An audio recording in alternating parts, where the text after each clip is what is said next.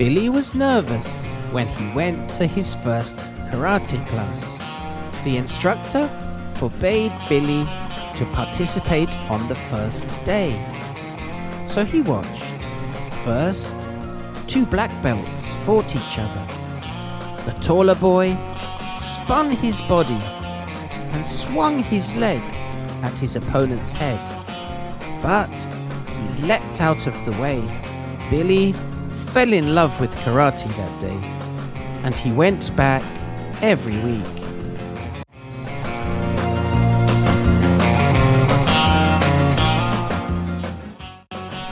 What has just happened? The karate instructor has forbidden Billy to participate on the first day. So he has watched. 2 black belts have fought each other.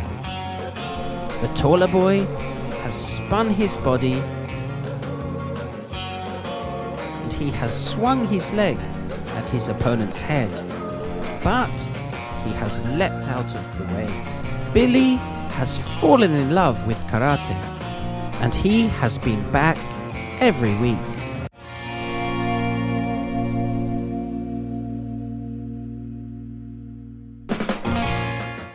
Thanks for watching, and I hope you learned some irregular verbs today, and see you in the next video. Bye for now.